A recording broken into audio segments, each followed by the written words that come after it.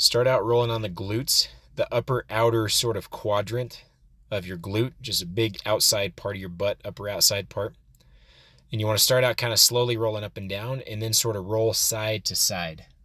And go slowly. It's not about going fast. Go slow, take your time, and let it dig into the muscle tissue.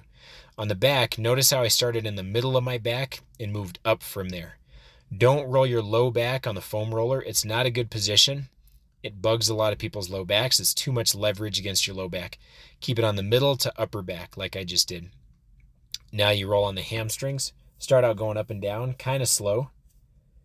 I would keep the other foot on the ground like I have. That way it's less pressure on your hands. And then if you can do it, go on both hands if your wrists feel okay. Now another thing you can do is roll side to side on the hamstrings as well. Just pick a different spot, roll side to side a few times, and then move up. Now the quads, I'm going to start all the way at the very top of the quads, just under what's called the ASIS, the hip bone in the front of your hips, the pelvis. Underneath that, you want to hit all that muscle on the quads. Quads are a large muscle.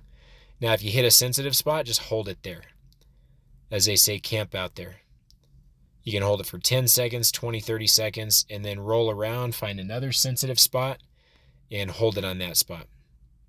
Quads are an excellent area to foam roll because they get very tight. And then this is tough. This is going to be a little bit painful, but you can go side to side on the quads as well. Now you're going to roll the calves. So you're basically going from the Achilles, from just above the heel, all the way up the calf.